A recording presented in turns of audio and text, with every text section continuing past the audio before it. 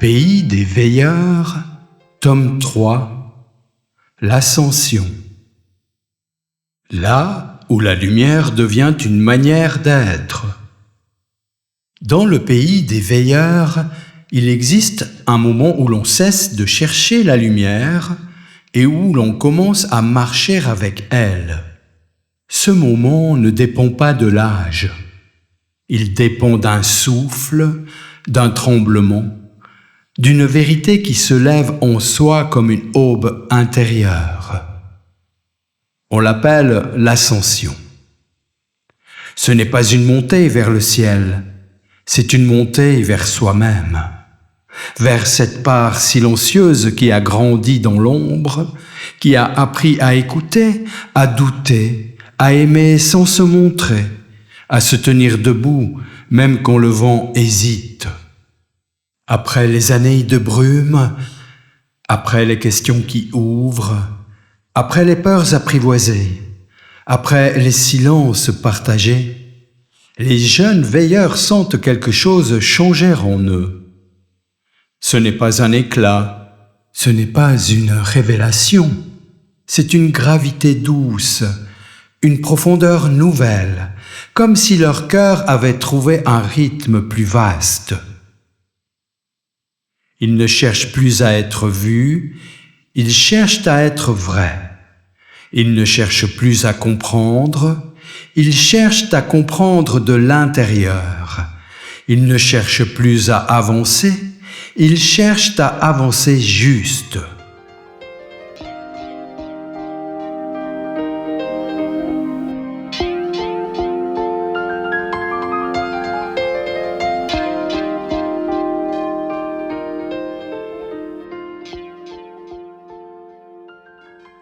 Dans cette saison du pays des veilleurs, les montagnes semblent plus hautes, mais aussi plus proches.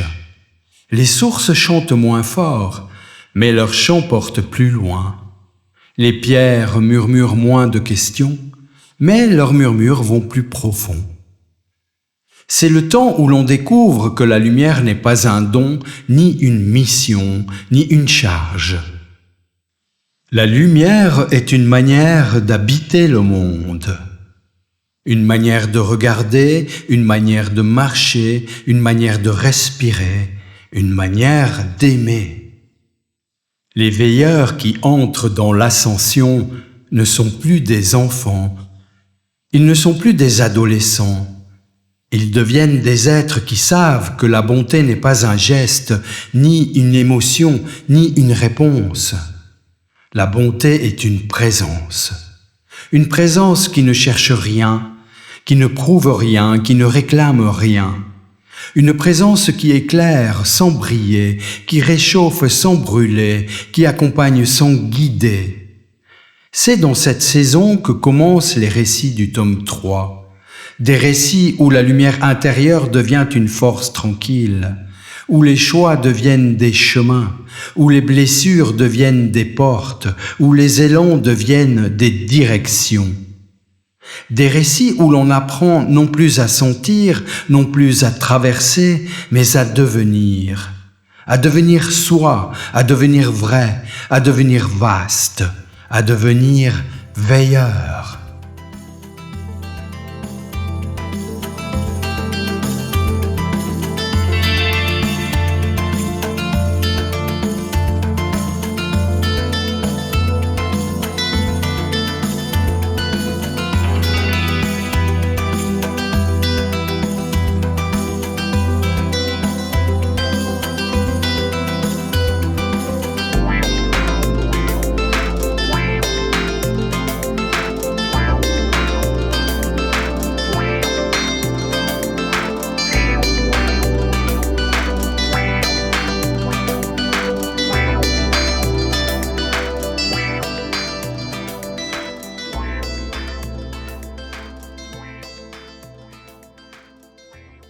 Chapitre 1 – La route des hautes vérités. Dans le pays des veilleurs, il existe un chemin que l'on ne peut emprunter qu'une fois dans sa vie, une seule.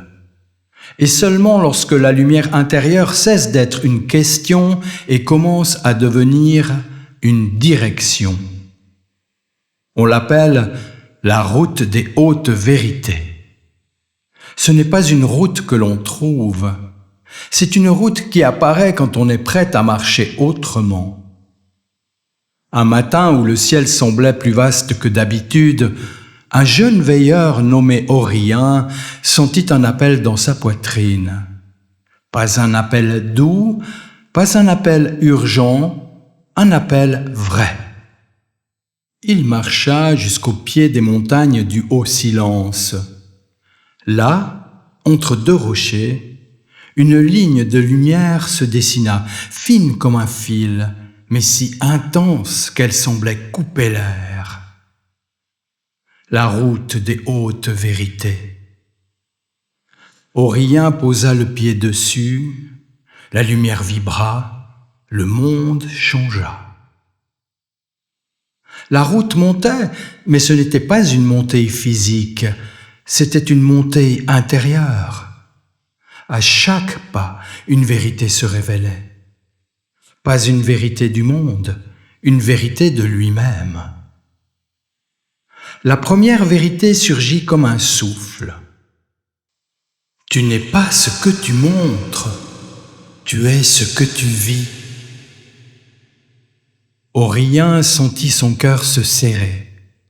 Il pensa à toutes les fois où il avait voulu paraître fort, sage, maître de lui-même. Il comprit que la force n'était pas dans l'apparence, mais dans la sincérité. Il continua. La deuxième vérité apparut comme une lumière plus haute. Tu n'es pas ce que tu crains, tu es ce que tu traverses. Orien sentit ses anciennes peurs remonter, celles qu'il croyait avoir laissées derrière lui. Mais elles ne le retenaient plus. Elles marchaient avec lui comme des ombres devenues compagnonnes. Il continua. La troisième vérité se posa sur lui comme une main douce. Tu n'es pas ce que tu perds, tu es ce que tu choisis de garder vivant. Orien pensa aux amitiés qui avaient changé, aux chemins qui s'étaient séparés, au silence qui avait remplacé les mots. Il comprit que rien n'est vraiment perdu tant que l'on continue d'aimer. Il continua. La route devint plus lumineuse, plus haute, plus exigeante. La quatrième vérité surgit, plus profonde que les autres. Tu n'es pas ce que tu attends, tu es ce que tu deviens. Orien sentit une chaleur monter en lui. Il comprit que l'avenir n'était pas un lieu, mais un mouvement. Un souffle, une fidélité à ce qui grandit en soi. Il continua. Au sommet, la route s'arrêta, le monde s'ouvrit. Les montagnes semblaient respirer, le ciel semblait écouter, le silence était vaste mais pas vide. Orien comprit alors la dernière vérité, celle que la route ne dit jamais à voix haute, celle que l'on doit entendre seul. La lumière n'est pas devant toi, elle est en toi. Et c'est toi qui la portes vers le monde. Il resta longtemps là, debout, dans le vent, dans la lumière, dans la vérité. Puis il redescendit. Pas comme quelqu'un qui revient, comme quelqu'un qui commence. Dans le pays des veilleurs, on dit que ceux qui ont marché la route des hautes vérités ne cherchent plus leur place. Ils la créent à chaque pas, à chaque souffle, à chaque présence.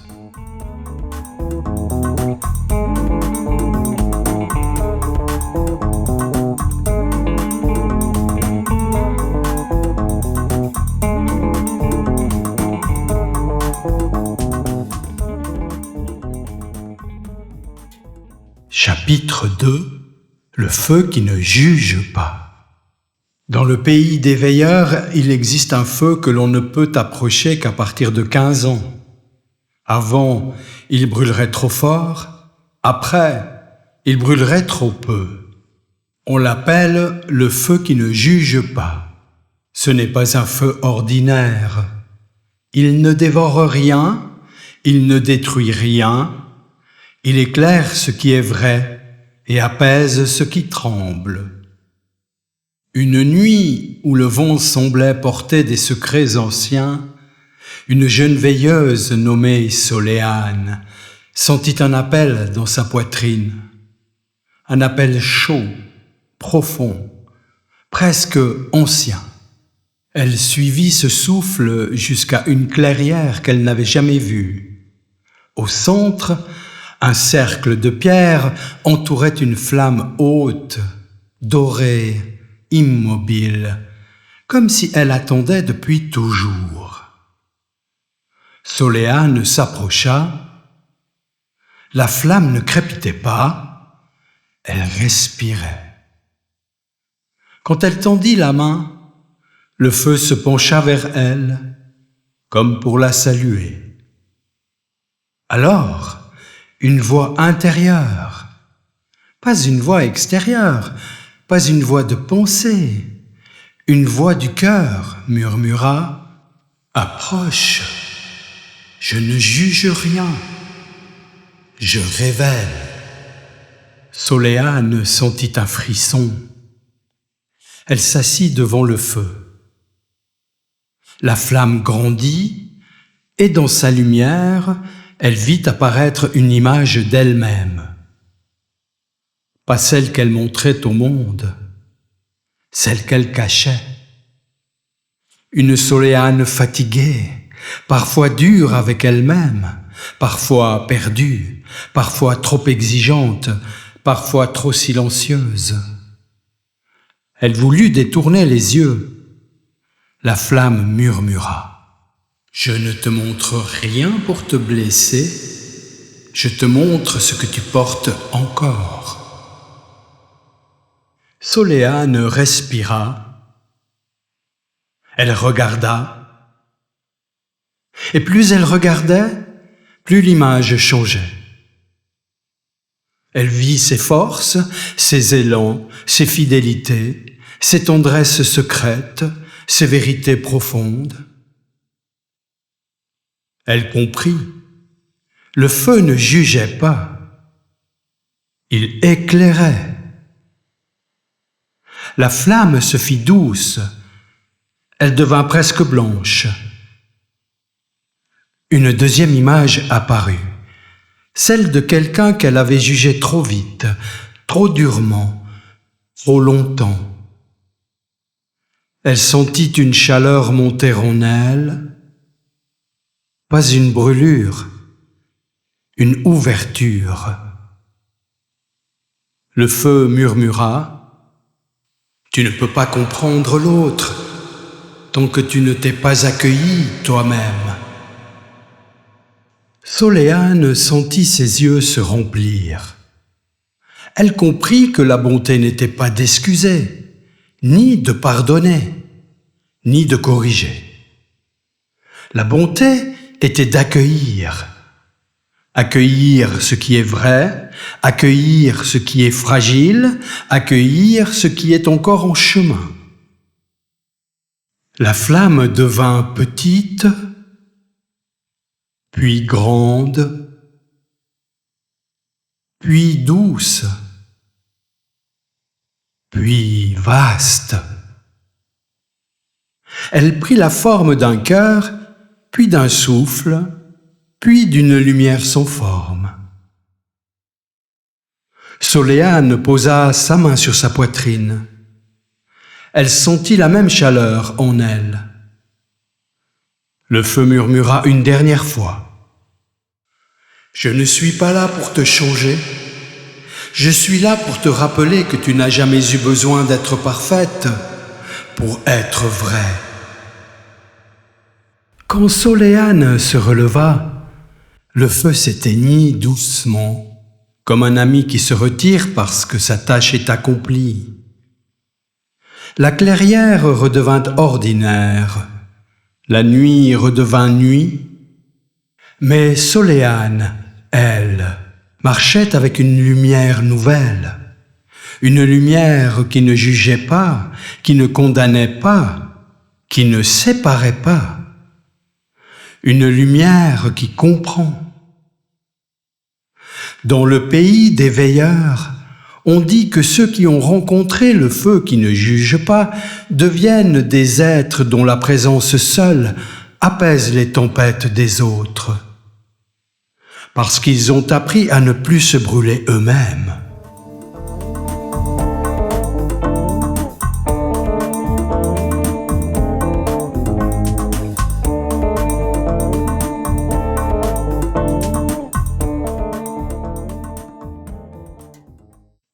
Chapitre 3 : Les larmes qui ouvrent les montagnes. Dans le pays des veilleurs, il est une montagne que peu de pas ont gravie. Non parce qu'elle est trop haute, non parce qu'elle est trop dangereuse, mais parce qu'elle ne s'ouvre qu'à ceux qui osent pleurer. On l'appelle la montagne close. Elle n'a pas de sentier, pas de passage, pas de faille. Elle est lisse comme un mur de lumière figée. On dit qu'elle garde en son cœur une vérité que seuls les êtres devenus vastes peuvent recevoir. Un soir où le ciel semblait retenir une pluie ancienne, un jeune veilleur nommé Érinde sentit une lourdeur dans sa poitrine. Une lourdeur qu'il portait depuis longtemps sans jamais la regarder. Il marcha jusqu'à la montagne close. Il posa sa main sur la pierre froide. La montagne ne bougea pas. Érinde inspira. Il voulut être fort. Il voulut être digne. Il voulut être maître de lui-même. Mais la montagne resta silencieuse.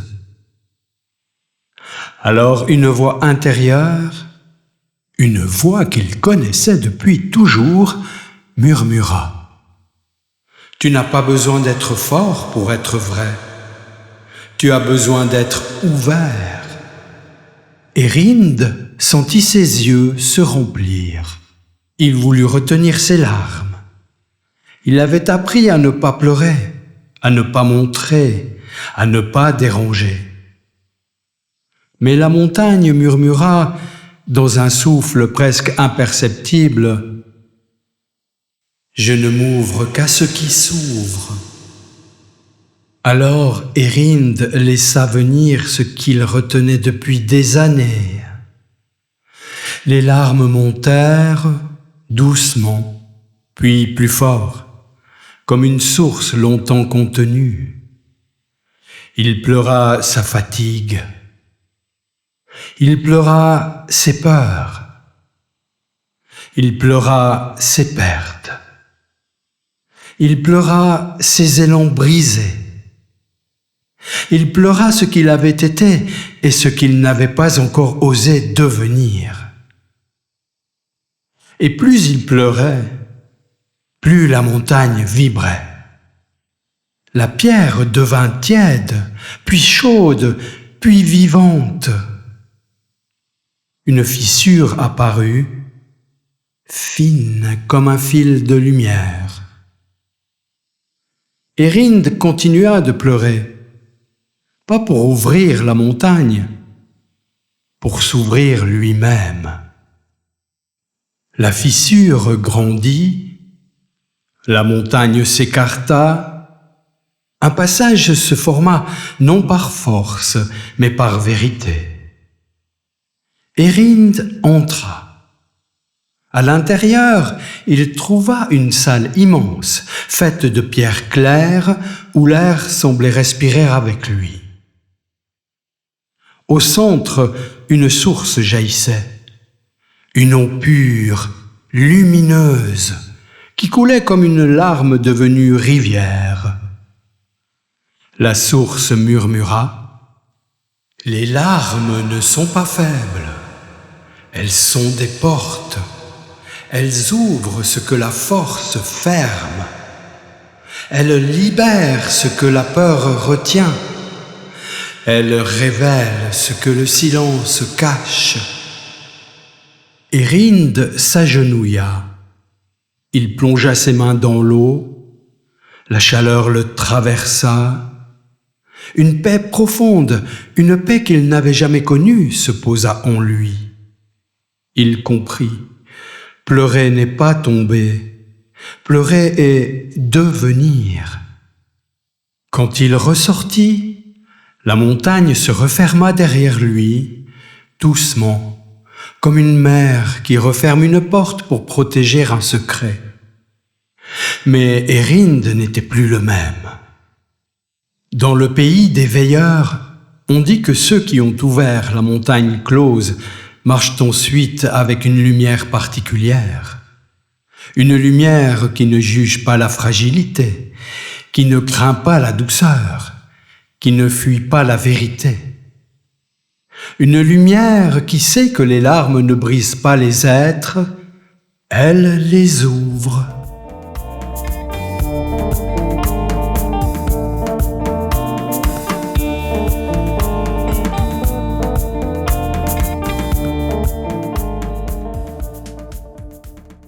Chapitre 4 : Le pacte des cœurs entiers.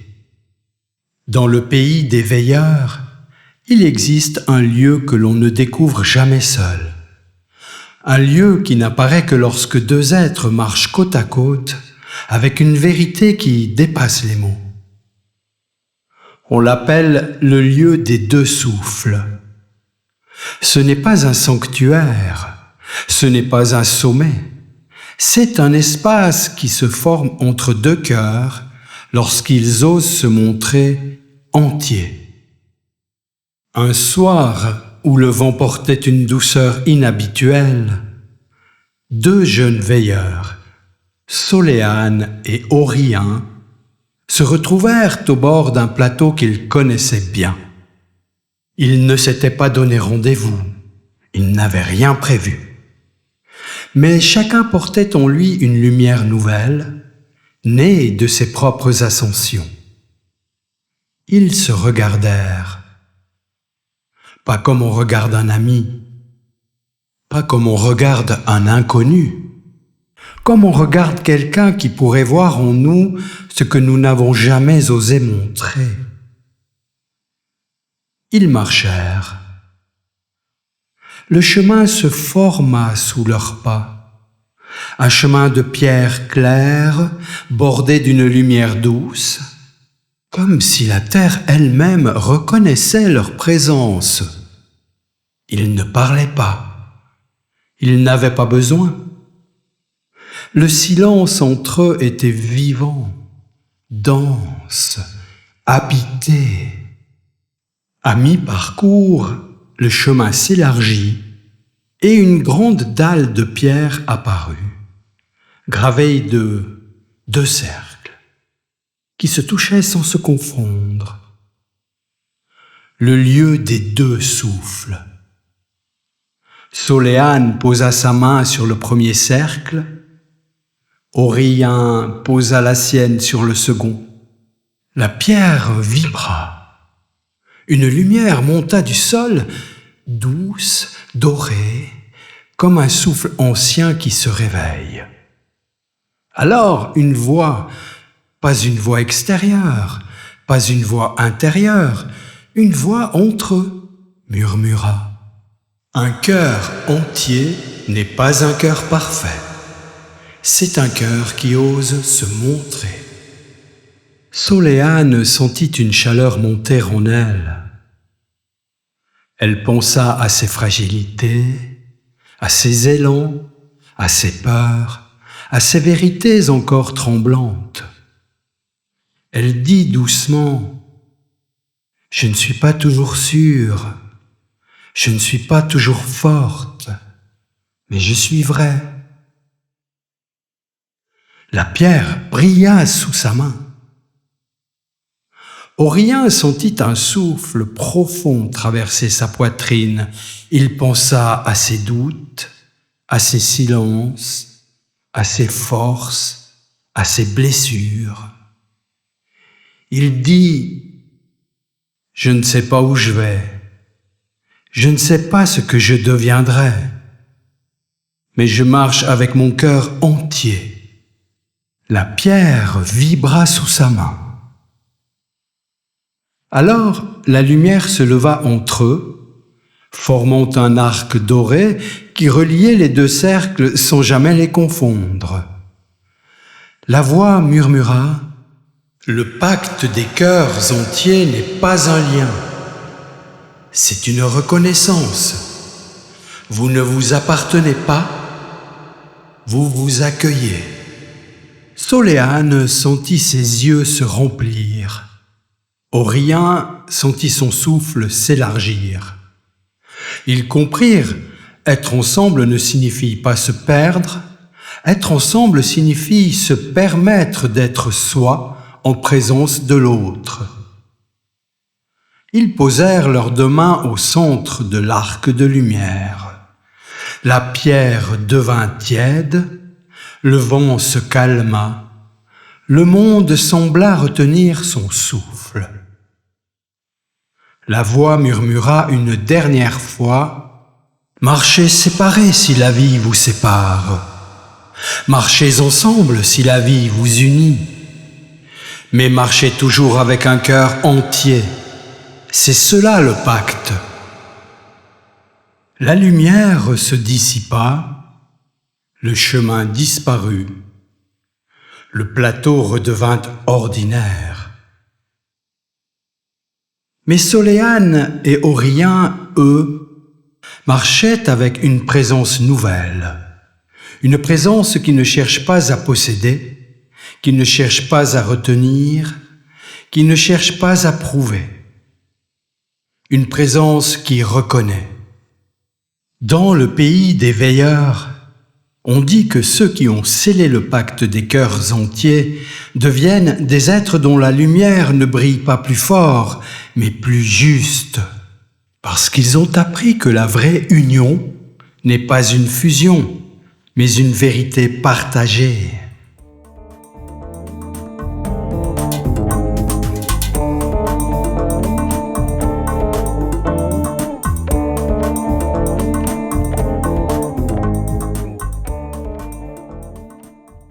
Chapitre 5 « Le retour des veilleurs » Dans le pays des veilleurs, il existe un moment que personne ne voit venir, un moment qui n'a pas de date, pas de signe, pas d'annonce, un moment où ceux qui ont marché longtemps, traversé leur brume, accueilli leur peur, ouvert leurs montagnes et scellé leur vérité, sentent soudain que quelque chose en eux est prêt à revenir.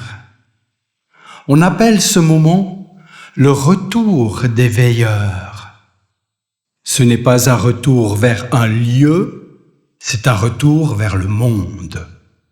Un matin où la lumière semblait plus profonde que d'habitude, Soléane, Aurélien, Érinde, Aveline, Isandre, Célion et Néor se retrouvèrent au pied du grand plateau.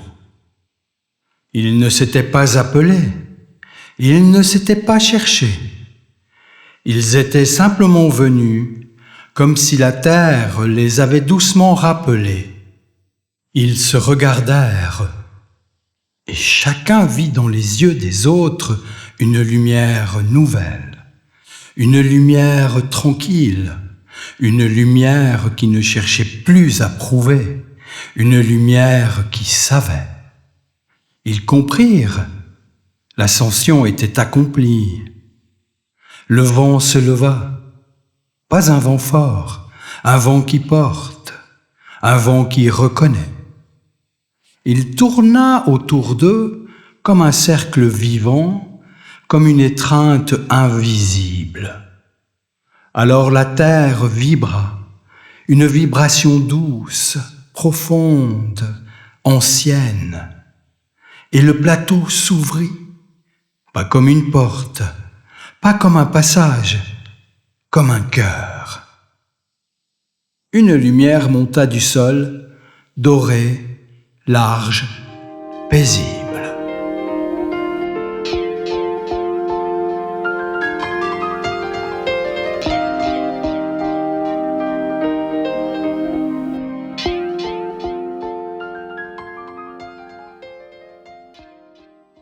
La scène du 7e invisible.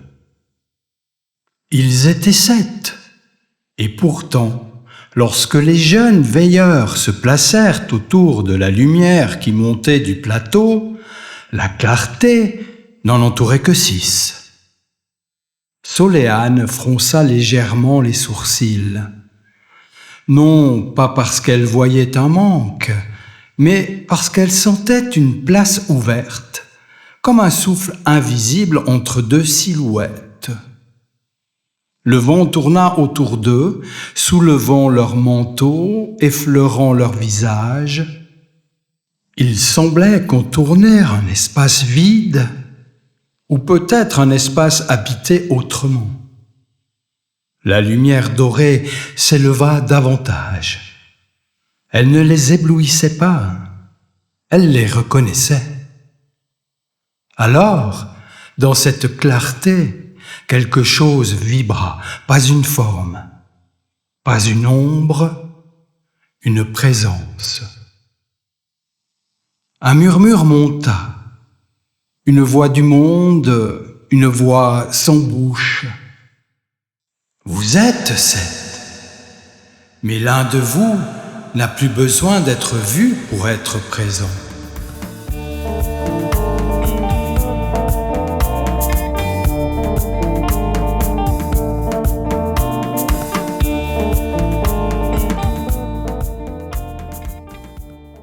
La reconnaissance, elle enveloppa les jeunes veilleurs sans les éblouir, sans les pousser, sans les retenir. Elle les reconnut. Dans cette lumière, une voix, pas une voix humaine, pas une voix divine, une voix du monde, murmura « Vous n'êtes plus ceux qui cherchent, vous êtes ceux qui portent. »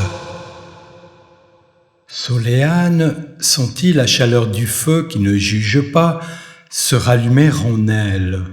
Orien sentit la force de la route des hautes vérités se dresser dans sa poitrine. Érinde sentit la douceur des larmes qui ouvrent les montagnes couler encore dans son souffle. Les autres sentirent leur propre passage vibrer comme des racines profondes. La voix continua.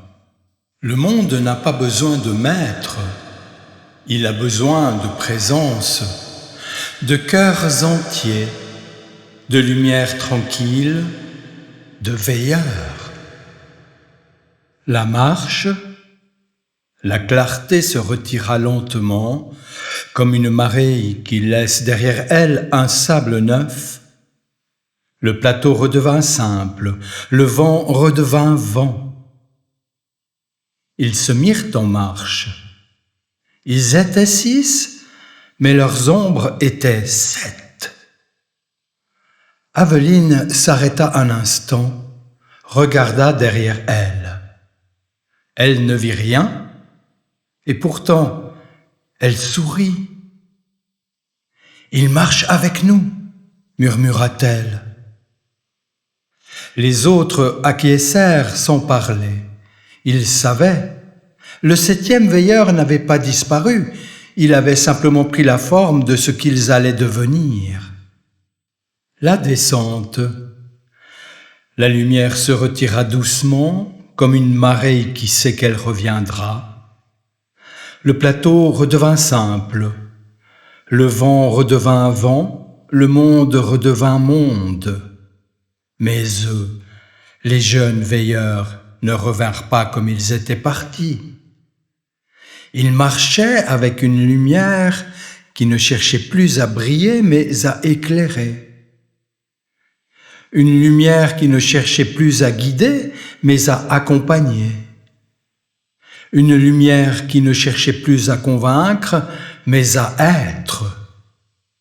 Une lumière qui ne venait plus d'en haut, ni d'ailleurs, ni d'avant. Une lumière qui venait d'eux. Dans le pays des veilleurs, on dit que ceux qui ont vécu le retour ne deviennent pas des sages, ni des héros, ni des maîtres.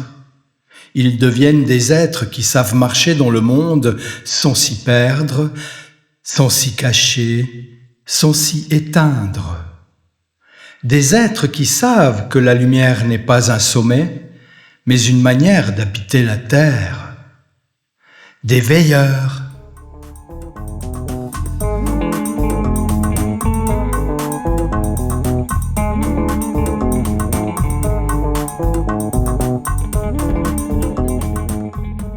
Épilogue général, la lumière qui marche. Il y a, dans le pays des veilleurs, une vérité que l'on ne découvre qu'à la toute fin. Une vérité que ni les enfants, ni les adolescents, ni les jeunes adultes ne peuvent entendre avant d'avoir traversé leur propre saison. Cette vérité est simple, mais elle demande toute une vie pour être comprise. La lumière n'est pas un lieu, la lumière est un chemin. Et ce chemin, c'est toi. Un jour, longtemps après l'éveil, longtemps après la traversée, longtemps après l'ascension, les veilleurs se retrouvèrent au bord d'une vallée qu'ils croyaient connaître. Mais la vallée avait changé. Ou peut-être étaient-ce eux qui avaient changé. Les herbes semblaient plus hautes, les pierres semblaient plus anciennes, le vent semblait plus vaste. Ils marchèrent en silence, non pas comme ceux qui cherchent, non pas comme ceux qui doutent, non pas comme ceux qui reviennent, mais comme ceux qui savent. Ils savaient que chaque pas qu'ils avaient fait dans la lumière, dans la brume, dans la hauteur, avait laissé une trace invisible dans le monde et en eux. Ils savaient que rien n'était perdu, que rien n'était inutile, que rien n'était trop tard. Ils savaient que la lumière qu'ils portaient n'était pas une récompense, ni un secret, ni un héritage.